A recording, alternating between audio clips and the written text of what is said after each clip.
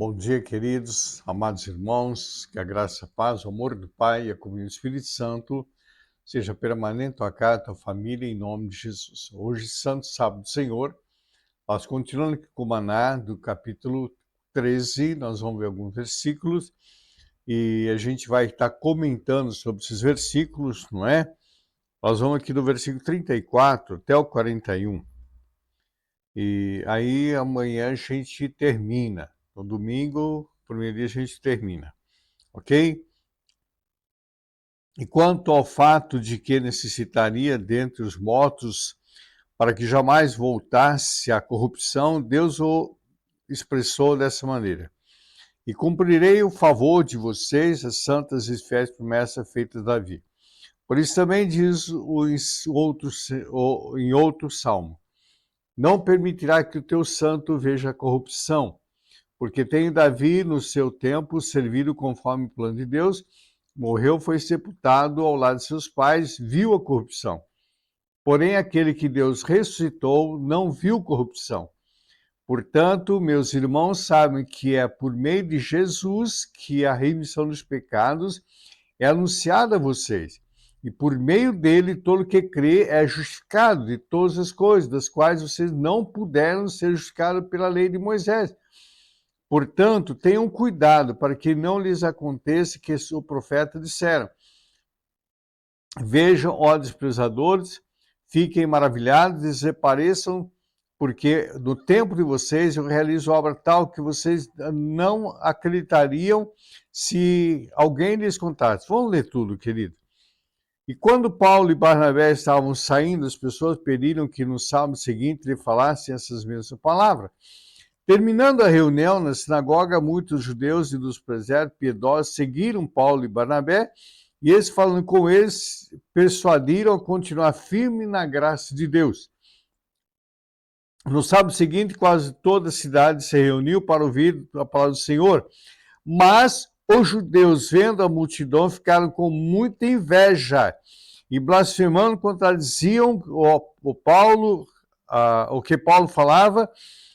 Então Paulo e Barnabé, falando ousadamente, disseram: era necessário pregar a palavra de Deus primeiro a vocês, mas vocês a rejeitaram.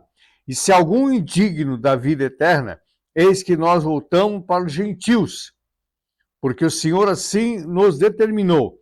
Eu coloquei vocês como luz dos gentios, a fim de que você seja para a salvação até os confins da terra. Os gentios, ouvindo isso, se alegraram e glorificaram o Senhor, e creram todos que haviam sido destinados para a vida eterna. E a palavra do Senhor se espalhou por toda aquela região, mas os judeus instigaram as mulheres piedosas à alta posição, e os hospitais da cidade levantaram perseguição contra Paulo e Barnabé, expulsando-os do seu território. E sacudindo contra eles o pó dos seus pés, foram para Icônio. Os discípulos, porém, estavam cheios de alegria e do Espírito Santo. Queridos, aí Paulo e Barnabé anunciando que o único, e até hoje, amados irmãos, as pessoas perderam a noção. Muitas linhas religiosas dizem que outros santos, outros também da salvação. Salvação só em Jesus Cristo, queridos. A salvação do pecado só é o único que não viu corrupção. O que é o único que não viu corrupção? O único que não pecou foi Jesus. Os outros todos pecaram. Ah, pastor, mas Maria nasceu imaculada. Mentira! Ela nasceu sob pecado também, como todos nós nascemos sob o pecado. Todos. O único que não nasceu sob pecado, já expliquei várias vezes, foi Jesus Cristo. É o único que não viu a corrupção. Não viu. E somente ele tem o poder de salvar e libertar as pessoas.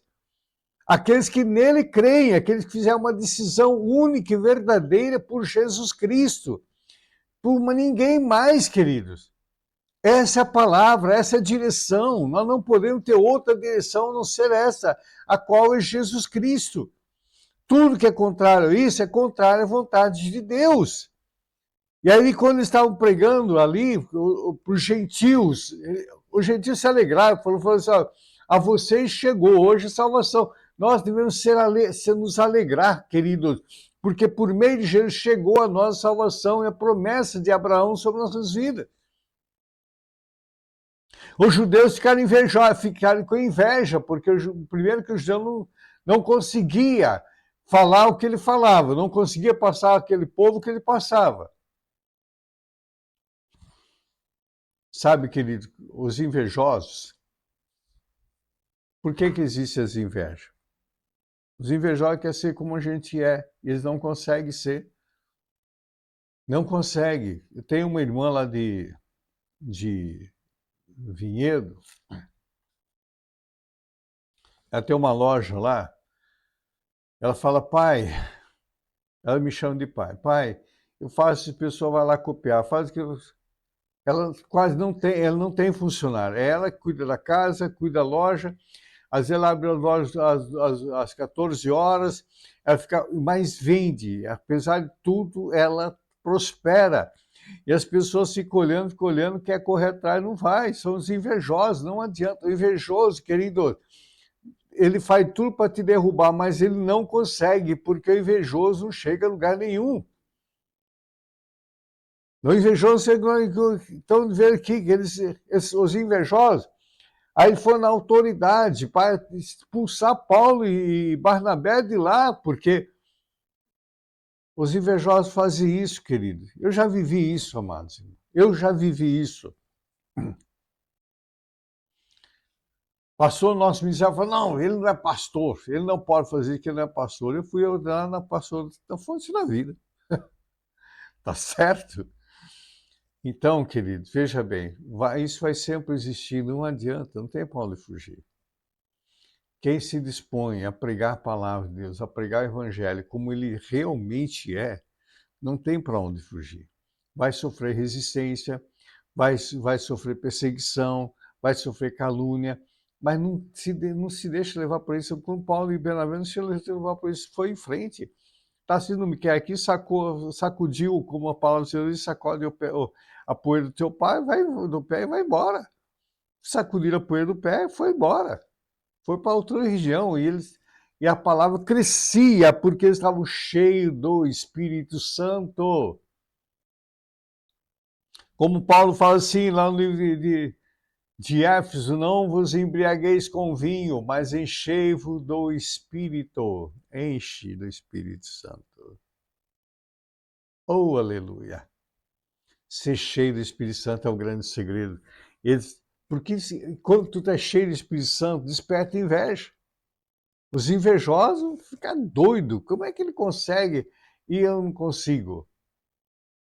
Não é? Então não se preocupa não, querido, com os invejosos. Não se preocupe não. Tá? Sai, vai em frente, caminha em frente, fica na palavra e voa alto, que Deus te deu asas de águia. Deus te deu asas de águia e nos teus pés não é pé para ficar ciscando. Teu pezinho é que nem de galinha ficar ciscando. Galinha só consegue ciscar. Agora a águia não, a águia tem garra, querido. A águia tem garra, ela agarra presa e leva embora. A força que ela tem, que é quando às vezes a gente vê aquele filme da águia que ela desce, mergulha naquela água, tira o peixe, que é enorme o peixe. Mas ela leva embora. Ela voa alto e a garra dela segura. Queridos, meu irmão, minha irmã, com a tua garra segura a bênção. Segura a bênção, agarra, não solta não. E voa alto. Abra as asas e deixa o sopro do teu inimigo, quando vem o sopro do teu inimigo, você vai, aproveita aquele sopro ali, as acusações e sobe. Vai embora. Sobe alto.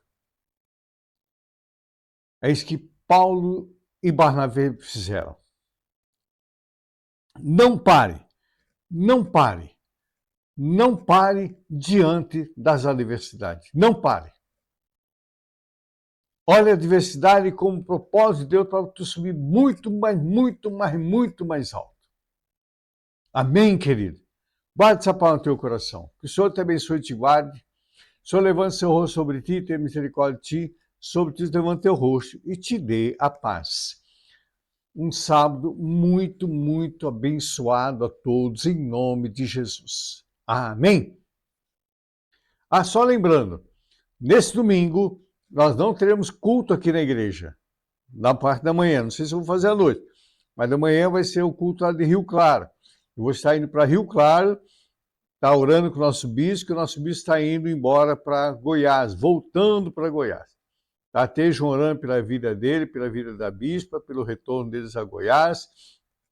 Estão assumindo uma diocese, uma regional lá, voltando à Igreja Católica, assumindo uma regional lá em Goiânia, que Deus vai ser muita bênção. Esse casal é maravilhoso, tá? Estejam orando por eles. Um abraço, um feliz sábado a todos em nome de Jesus.